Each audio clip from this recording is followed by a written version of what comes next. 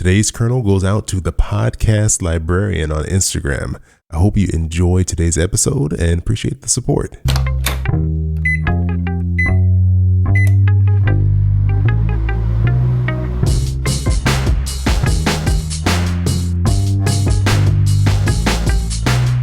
Hey, this is Chris. Hope you're doing well and welcome to Popcorn Finance, the show where we discuss finance and about the time it takes to make a bag of popcorn. Today, I thought we'd jump back into our 401k Q&A series that we've been doing here by answering a few of your 401k match questions. But before we do that, I wanted to invite you all to come join us over on This Is Awkward after you're finished with today's bag of popcorn.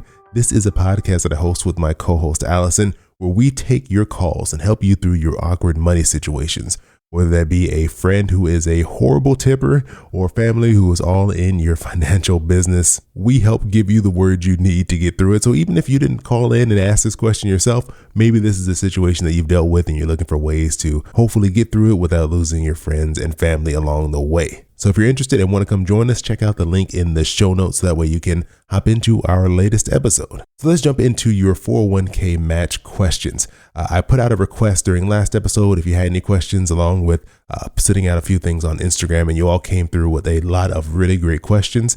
And just a heads up, next week I'll be tackling the Roth versus traditional retirement plan. So if you have any questions centered around that, you still got a few days to get those questions into me. For the most part, anything I'll be covering today on the 401k match also applies to 403b, 457 plans. There are some differences between the way they're set up and the way these matches are handled, but for the most part, what we're going to talk about today is applicable across multiple plans. So the first thing is, let's discuss what a match is. And a big shout out to its_Melly over on Instagram. We had a great conversation about 401k plans and matches and all this other great stuff. So I use some of our conversation as inspiration for what we're going to cover today. So a match when it comes to a 401k plan is essentially a matching contribution, meaning that your employer will put in dollar for dollar what you put in up to a certain point. So they're saying if you put in $1, we will match that and also put in $1. And typically there's some type of cap on this. Some employers have unlimited matches. I had never worked for a place like that, but I've heard it does exist out there. But in most situations, you're going to see that there is a cap on the amount of money that your employer is willing to put into your plan for you. So most commonly, matches are either done on a dollar basis or a percentage basis. And the language that employers will normally use to show what their cap is they'll say, we'll match you dollar for dollar up to $200 a paycheck, or we will match you up to 5% of your income. And so you may be wondering, why do employers do this? Why are they offering matches? Why would they give me free money? And the simple answer is it's a benefit. It's part of your benefits package. It's something that they're putting out there to entice you to stay with them and not go somewhere else. It's no different from your medical benefits or your salary itself. These are things they put together to tell you, hey, we would like you to stay here. It is expensive for employers to go out and recruit and find new people. And when they find someone good, they want them to stick around. So this is just one tactic that they use in addition to what they're already giving you through salary and benefits to entice you to stick around. And so this brings us to our first official question of the episode. This one comes from Claudia is Outside over on Instagram as well. And you may remember Claudia, she was on a past episode. She's a listener who I brought on and did a quick pop episode with. It was a lot of fun. So Claudia, thanks for sending in this question. And she wrote, how do you know if your employer offers a match? And who do you work with at your job to get this information? And the answer to this question is something that I am very familiar with.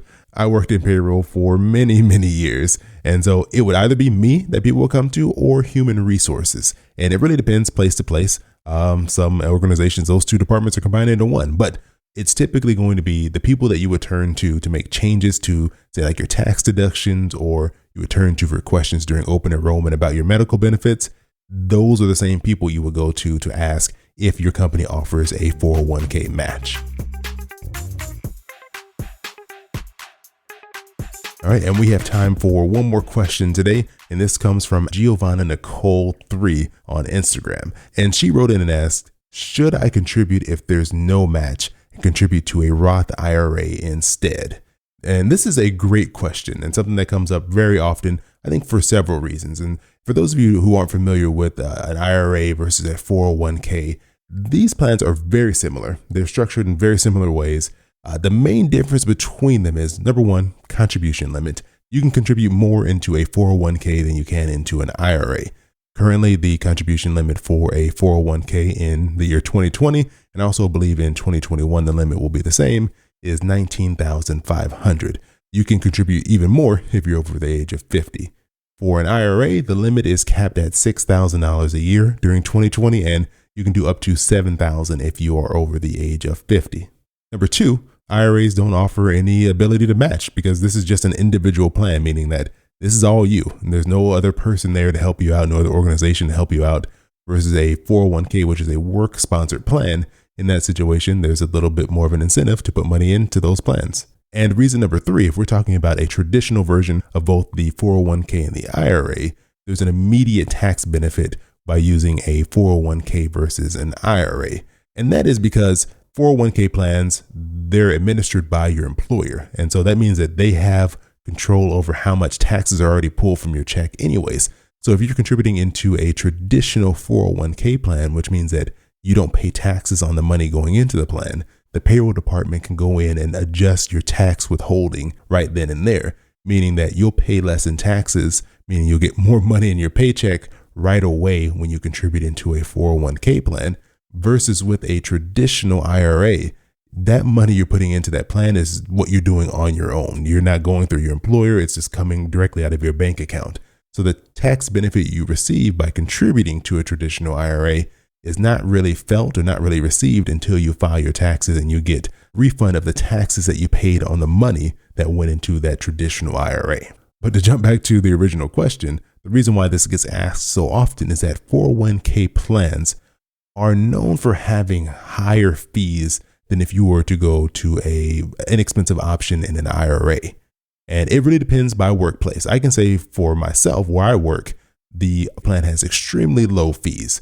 So for situations where you're trying to decide between contributing to a 401k plan that does not provide a match and looking at opening up an IRA on your own, the questions you want to ask, one would be, how much am I paying in fees for my existing 401k plan? So you can go to your HR, your payroll department, and either they can answer that question for you or they can at least direct you to the company that is administering your 401k plan, and they can let you know how much you're paying in fees. And then you can compare that to your options on the IRA side. So say you go to a company like Vanguard, or you go to a robo-advisor like Betterment. They're not sponsoring the show or anything. These are just examples. You can go and see what their fees are and you can compare the two. And if you're going to be paying higher fees to put your money into a 401k plan that is not providing you a match, it might be a better option than to go with an IRA. Just also be mindful that there are contribution limits, and the limits are much lower on the IRA side. So if you're looking to contribute more than you can into an IRA, that's when you're going to need to split it up and put some in the IRA and some in the 401k plan. So I hope that helps all of you who wrote in with your questions about the 401k match. And even for those of you who didn't send in questions and you're just kind of thinking it in the back of your mind, I hope this episode helped. And I've been doing something a little bit different for my research for these 401k Q&A episodes. Typically what I do is I go through, write out the questions, organize them. And if I need to do any research, I go through, double check my answers, make sure I'm giving you all correct information, and then I go from there. But what I've been doing differently is I've been collecting all those sites that I've been using for research and putting them all together in one location. So I'll put a link in the show notes if you want to go check any of the sources that I use to get this information and maybe dig a little bit deeper into the topic of 401k plans and retirement. You're more than welcome to just check out the show notes. We'll be right in there for you. And I'll be updating this list as I go along. So I'll just keep adding more and more sources as I keep working through all of these questions. I appreciate you all joining me here for another bag of popcorn. I hope you all stay safe and have an amazing rest of your week. And I'll talk to you soon.